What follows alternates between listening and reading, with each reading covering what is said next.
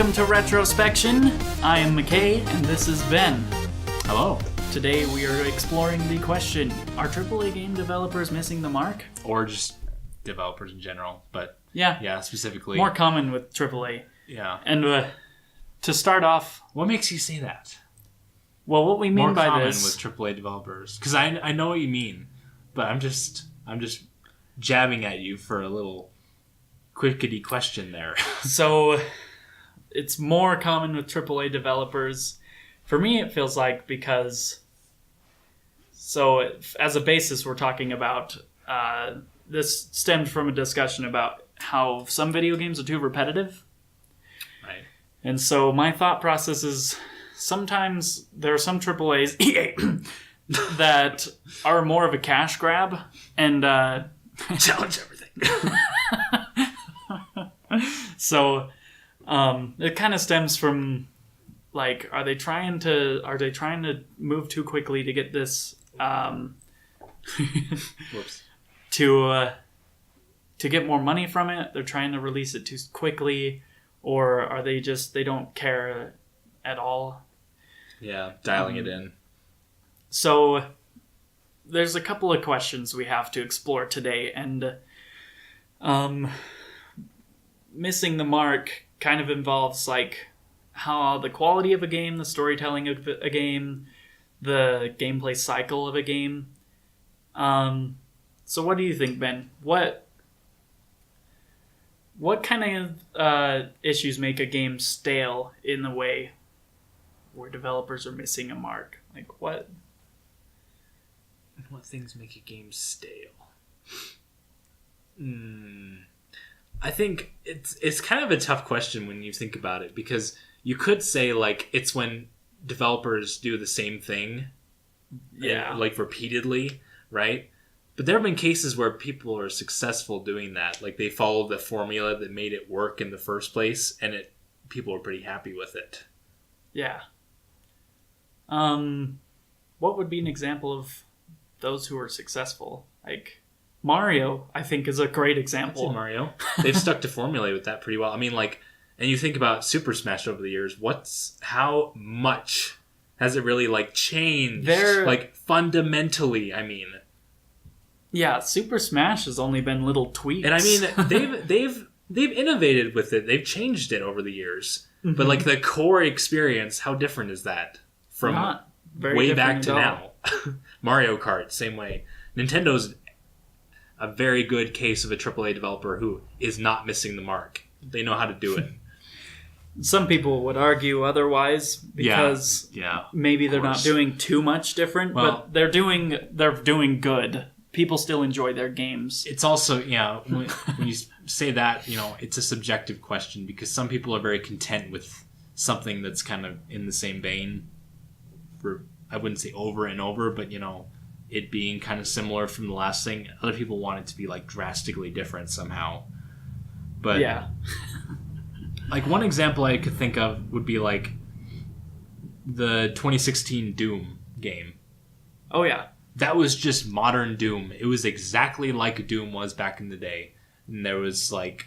they approached it the same way. Flat out first-person action. They took the formula from Doom and just brought it to the modern day, and it killed. People loved that. They hit the mark with that, because they didn't try to do anything crazy with it. They just did Doom. And it made people feel like they were playing Doom. Oh, I think that sometimes is what makes it successful. So, I'm genuinely curious about Doom. How was the gameplay cycle? Oh, it's fun. Yeah?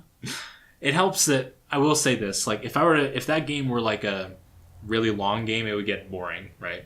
Because it's run and gun the whole time. Mm-hmm. But it's not too long of a game, and it's very fast paced, and there's like the brutalization moves where you like go up to enemies and you like tear them in half and stuff, and that you're very well entertained by that throughout the whole game. You have to manage your ammo, and you end up getting new weapons as you go, and it has a nice flow right up until it ends, which is pretty quick. Yeah. It's very fast-paced. The reason I ask is because I know Wolfenstein was the same... Was it the same team of people even? I know it's the same developer. They're both under Bethesda. They both use the same game engine, and they both stem from the same time period. That kind of cheesy 3D shooter. Yeah, the 2D, 3D. The reason I think about this is when we started thinking about this episode, I'd been playing Wolfenstein a lot on the Switch. And for me, that game runs stale in how repetitive the gameplay cycle is and kind of the mechanics of it. How you have all the enemies running towards you all the time. There's not really variation from that. There are smaller enemies, bigger enemies, but they all just kind of come at you. Yeah. And what you have to do is duck behind things and shoot them in the head 40 times before they shoot you in the head 40 times. Yeah. So... I'll say this, like, when you describe that, like, where enemies are bigger and small and they're all running at you, Doom is kind of similar. But I think there's a very fundamental difference in, like, how Doom goes about it. Like, in Doom, it's the same thing, but you feel more badass. Yeah. Like, I don't know how to explain it. Like, it gives you a different feeling because, like, the music is so heavy and raging and pounding, and there's all these demons running, and you're tearing them apart, and you're encountering kind of the same enemies as you go, and they're all running at you, but they don't take 40 shots to the head to kill. They take one. Yeah, and so this is a big issue I had with Wolfenstein is because we were just barely talking about this, and you shoot the guy in the face, and he just stumbles one step backwards. And then keeps shooting at you. And for me, that runs very stale. What is an example of a game that maybe, like, what makes a game exciting for you? That's a good question. What makes a game exciting? It's a pretty deep question. Yeah, it is. Honestly. a lot of what makes things enjoyable for you is, I keep bringing up, like, subjectiveness, right? But based on what you've enjoyed in the past, like, I have to imagine, I always wanted to play Doom back in the day. It was off limits to me, so I almost feel like I have kind of a hedonistic pleasure playing it, because it's like, oh man, my parents would have hated it if I played this. That's not 100% it, but it's like those games always intrigued me, whereas like Wolfenstein never really intrigued me. So whenever I played them, I'm just like, eh. I never heard much about Wolfenstein, and so not to flip on the other side of Wolfenstein, not to completely bash it, but I did find excitement in the really tense situations in Wolfenstein. I forget what's the exact title of the one I was playing. It wasn't New Order, was it? That's a new one. Like the scenes that happen. The title of the game, because there's one before, right? It's just Wolfenstein 2, is it? That's the one I've been playing on the Switch. The something Colossus. I'm blanking now. New Colossus?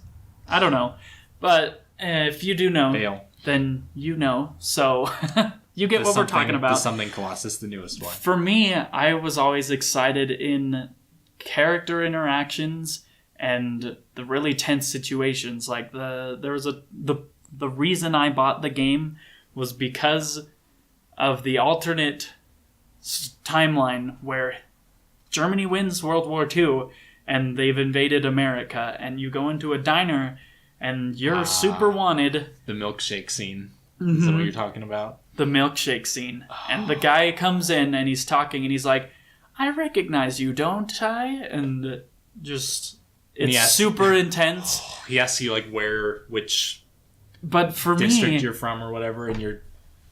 That was a super exciting moment. I like really good story, but the thing about that game is all of the exciting parts for me were cutscenes. The gameplay itself didn't. I played the game to continue the story, and I feel like sometimes that happens too often. But then sometimes there are games that don't have enough story. It's interesting to think about. Because after that initial like intense situation, it's just back to the same, like, people are after you. You got them down 40 times in the head. I almost wonder if what makes the game exciting is when you tie the concept of the game to the game itself in a good way. Yeah. Like, we were talking about Left 4 Dead earlier. I think the concept of that game and the actual game itself are, like, right there next to each other. Yeah. They go side by side. I mean, what you're talking about is kind of like Wolfenstein 2. It's like the concept behind the game, the story and everything is great. But as soon as you start actually playing, you're like, You know, yeah, the concept behind Wolfenstein feels like it should be more of an intrigue kind of game, right? Yeah. Germany is infiltrated. Happening. Yeah, you are taking out, like, German officials to try and take down their power in America, but you wouldn't do that in such a reckless way, really. I don't know. Maybe if it was more of a stealth game. But the stealth in that game is pretty awful. Yeah. You get seen by one guy and it's like, it never ends. Even if you kill the commanders, which is a mechanic I never fully understood because they never explained it. You know what that mechanic is? So they'll have like a little radar on the screen or like a proximity thing where it tells you how far a commander is who can call in more troops. And you kill him and basically kill the rest of the people and everything stops. But area's cleared. It was never like... It was never like, oh, go turn off the alarm. It was never quite as clear and smooth as that. Go turn off the alarm. Oh, that's funny. So that reminds me of like the original Medal of Honor Allied Assault game. Because it was just like that. You would sneak around in certain sections, and if an enemy got to an alarm, they would turn it on, and then, enemies would come swarming towards you. And as soon as you turned them off, they would stop coming. You'd have to kill the ones the rest of them, they would stop. And maybe that's why this game is so stale, is because its gameplay mechanics are almost 20 years old. Just about 20 years old now. I don't know. The game doesn't really offer much more, but... back to Left 4 Dead, I think... Like, what does Destiny bring to the table gameplay-wise? That's a very good question. But people love it. I never got into Destiny, but that's subjective. But why would other people like it still, regardless? The multiplayer interaction is probably a big chunk of it. Communicating with people, and that's been around a while, but it's never... The concept behind Destiny is decent. I think it's kind of cool. It's post-apocalyptic, and there's almost this, like, mythological element happening with it. Yeah. But in space and with a sci-fi thing. And... I wish they would explain that a little better, but then again, it's been a while since I played the first game. Yeah, I haven't played the second one at all. So. I played a little bit, and I just kind of got bored, honestly. Interesting. Yeah. Why'd you get bored? It just... I don't know. It was so just straightforward first-person shooter with multiplayer element. There was nothing that captured me in it, for me personally. So... I feel like I mention Left 4 Dead in every single episode. Every week we do this game. But Left 4 Dead stands out to me as probably one of the best cooperative first-person shooters ever. And I think we were just talking about it, how there's only one cutscene for the entire game, unless you're playing Left 4 Dead 2. But then again, there's still only one cutscene shown in Left 4 Dead 2. Yeah. So, yeah. But... what it does is it shows the four characters just interacting. The only background you get is 2 weeks after initial infection. And then it shows them interacting, but throughout the video, it shows all of the enemies you will encounter in the game, and it shows you, through the characters doing it, how you would combat those characters. And it's only like a minute long. And then the game starts right after that cutscene. In the first campaign. Yeah, and you're just there. And the way that those enemies vary in what they do, you have the hunters who can jump really far, and they can hide up in like shaded areas where you can't see, and they'll come out and jump at you. So and then you have smokers who will go on in like faraway doorways or up on a rooftop, and they'll grab you with their tongue away from the people. And then you have boomers who will just pop out in front of you and explode, and it causes hordes of zombies to come. Well, there's a heavy tactical element to it. Mm-hmm. And that's what makes it such an excellent, specifically multiplayer game. The reason it's why so tactical. It's funny when you say the word tactical, I think of like Call of Duty. But the thing... Those games aren't very tactical when you really look at it. No. And the thing that's funny... They put you in the shoes of someone who's being, like, like, someone else is doing the tactics for you, and you're just thrown into it. Kind of. Yeah. And, like, the thing with Left 4 Dead is there's no aim, like, no sights aiming. There's, like, it's just basic, like, shoot, run, gun, and melee when something's close to you. But the fact that there's so many things you have to think about, and you have 3 people who you're communicating with to try and accomplish the goal of simply getting from point A to point B. I don't know. You know, makes a game... I keep going back to the question, what makes a game exciting? And as you're talking about this, I was kind of sitting here thinking, like, I think there's probably many points you could put there, but, like, if I could say 2, it would be, one would be to... How would I differentiate this? One is basically putting you, like, in the shoes of the character that you're in, making them deal with the problems that they have to face. Like, if I had related this to Fallout 76, like, you end up playing the game and you end up having these things where you have to deal with bigger and bigger enemies until it's like a big giant enemy that's the Scorch Beast and all this. Mm-hmm. To be prepared for that, you have to get certain equipment. You have to have certain types of weapons, and you have to have certain types of chems to deal with, like, radiation and stuff. Once you get that, then you can face the beast, and it's kind of this build-up to this crescendo. Whether or not it's worth it is questionable, but it's this, like, tactical build-up to, like, getting all the things you need to do it. Left 4 Dead, you're always kind of like, oh, I just used my medkit, I need to find another one.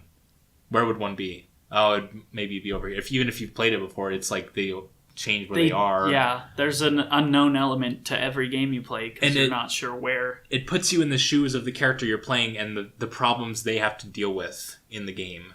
See, and that game is so linear, but it still has exploration elements because you have to check rooms for supplies all the time because... Yeah. Your friend could screw up and shoot you in the back with a shotgun. So it's when I think a lot of it is like, yeah, putting you in the shoes of the character you're playing and kind of making their problems and making their experiences yours, but also making, I think one that can be separated from that is making you feel like that character.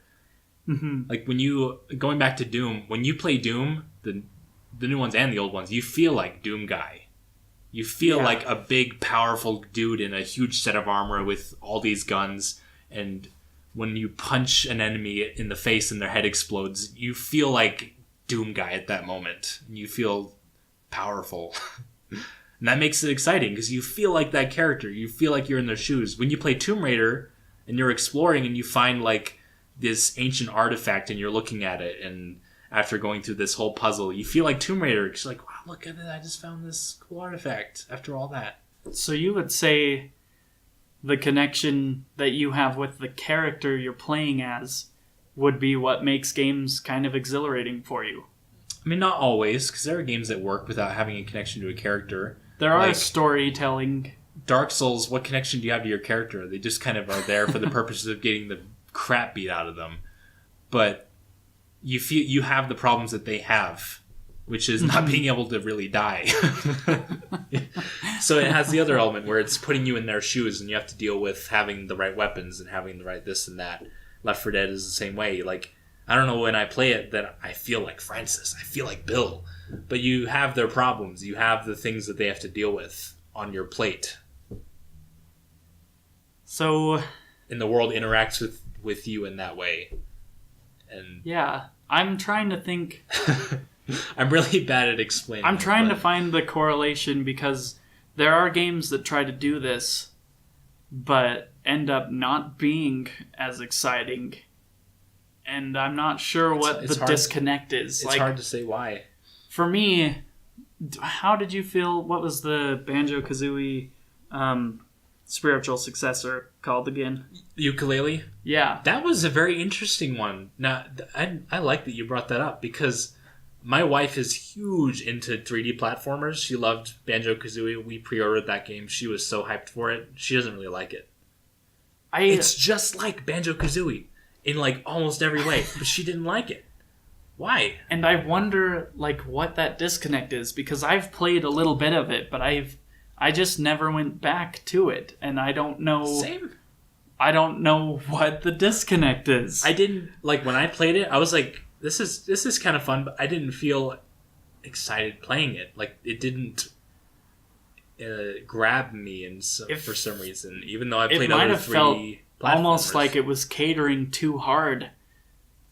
But I don't know. Like there isn't. And this kind of goes to another thing I was thinking about. Maybe there isn't enough story lore in that game. You don't really... There isn't like a connection made with the character. How much of that was there in Banjo-Kazooie? I don't know. I never played Banjo-Kazooie, to be honest. I'd have to look into that. I don't know. Because as far as I understand it, it's kind of the same in Banjo-Kazooie. You're just kind of... You're Banjo and Kazooie, and there's really not much else going on. I think the thing with Banjo-Kazooie is the way they presented their wit... And the characters, like, people had a connection with those characters. You still see, like, people talk about that game very highly. And it's because of the interactions, and maybe even it comes down to character design with the two different games. But... So you mentioned trying too hard. You think they were trying too hard to cater, like you said? Yeah. And that could have hurt it? It kind of makes me think... Trying too hard to impress and make the people happy. Whereas with maybe Banjo-Kazooie, they didn't have an audience they knew about yet. Yeah, first of, like... I'm sure Banjo-Kazooie was in development maybe around the time Mario came out. I don't know, because it's a later release, wasn't it? Yeah, it was, 3D era. And nobody knew what they were doing. Banjo-Tooie, they, as far as I understand it, they kind of had some of that ready to go already. And there was this kind of... They're like, oh, this works. So they build it upon. And then they messed it up with the newest one. They tried... That was one... But Nuts and Bolts? I watched a video on Nuts and Bolts. Yeah. That messed up because they tried to innovate with it in an unnecessary fashion. Well, have you seen JonTron's video about that? That's exactly what I'm talking about. JonTron... He noticed it worked when playing.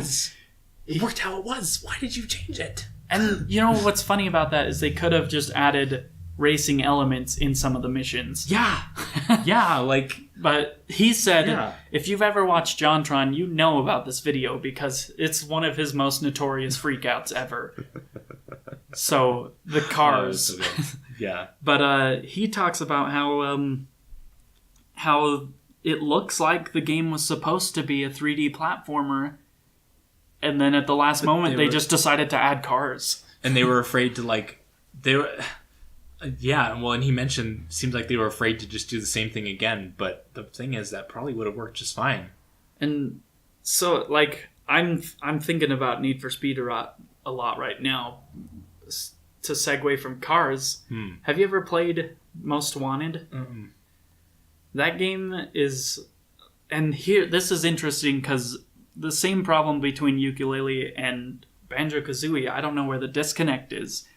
But for some reason, Need for Speed Most Wanted is the best Need for Speed game that's ever been made. And since they made that game, they've failed in every single attempt to reach the same level. And I don't know what it is. Need for Speed Carbon was almost exactly like Need for Speed Most Wanted, and they added some things, and I thought it was fun. But it wasn't as popular. Maybe, going back to Ukulele, maybe it wasn't successful because it rided too heavily on the success of Banjo-Kazooie. And it's not even that they tried too hard, but like they were trying too much to be like that. When there are plenty of 3D platformers out there now. Like, have you heard of A Hat in Time before? People love that one. People love it because it's its own thing. It's completely unique. It's a 3D platformer through and through. It's a collectathon through and through. But it's the way they go about it that's different. There's these elements that are different, but at the core, it's the same. Yeah. So it's not the gameplay that's the problem. There's other things that are the problem. This is such a hard question to answer. Yeah, we're kind of going in circles here. Like, it's very difficult to say.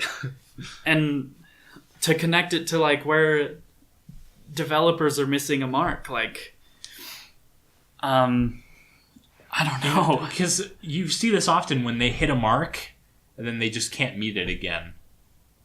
They just can't. So the question is, should they not try once they've hit the mark? Should they just leave it? At a business standpoint, that would be absolutely ludicrous not to try. But whenever they do try, and maybe that doesn't work. Yeah. It's interesting to think about, and I wish we could reach an answer for this. And like a definite answer. And I mean, plenty of developers just keep going anyway. Obviously, people just like a lot of people are like, "Oh, the only good Call of Duty games were the original Call of Duty games. Look how many there are now. They don't care." Yeah, and a lot of people think like, "Oh, the Assassin's Creed kind of went downhill after like Revelations, but they still keep making them. People still play them plenty." I think the biggest thing that it comes down to is the developers behind the game, all the people working on it. If they, like, I almost feel like there's a connection between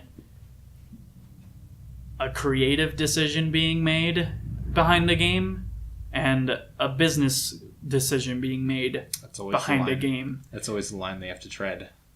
And they're just dancing over it back and forth all the time. I feel like with the Need for Speed, when they were, what is that at? 28? Yeah. When they were making all those Need for Speed games, they took Need for Speed Underground, which was very successful, and thought, how could we add on to this? And they put cops back into it, and they made it so you could drive anywhere in the town. But they had, like, the creative... Nobody had done cop chases like Need for Speed Most Wanted had. The system of leveling up, the different cars, the damage that they take. Do you think that's the answer? The creative decisions behind the developers? How much would you say that game stuck to the formula of the previous ones? I would say it took the formula and did a right angle corner with it. So it's not headed in a different direction. Maybe like a 45-degree angle. But they added stuff like huge game changers to it. So now we're talking about the line between formula and innovation, where you want to fall on that. Because if you make too much of the same, if it's like exactly the same and you're just trying to like make it like Ukulele, we're trying to make Banjo-Kazooie. People didn't like it as much. But if you'd taken that idea and gone, what can we do with the idea of a cute 3D platformer and yada yada, and you make Hat in Time. I think that's our answer. There's the line between formula and innovation, because you want to give people what they are coming for in a game. I think about how successful a Telltale Assassin's Creed game would be. Now, I don't think that you can't translate games into other forms, but I think a large tenet of what Assassin's Creed is like scaling buildings and exploring and doing assassinations and doing the combat that it has and the things that have made it work all throughout its history. Yeah. And yet they've changed it. Like each game in that franchise, they've added elements. Like you had the first game, which was very limited, kind of small. It had a lot of mechanics going on that other games didn't maybe have. And then they added a little bit more variety and dynamics into, and a little bit more here and there. They added like some guild, like Assassin's Guild or whatever they are, elements in there where like you help the people, and then they added this and they added that and they added this, but it was all the same at the core. It was all the same thing.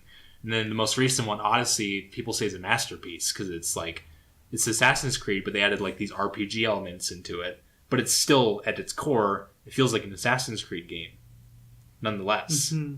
So they treaded that line between. But then a lot of people think that all the games are the same, and they're like, "Oh man, yeah, I played like." I played those, brother. And now I played all of them because they're all the same. You just run around and kill people and scale buildings. It's such a hard question.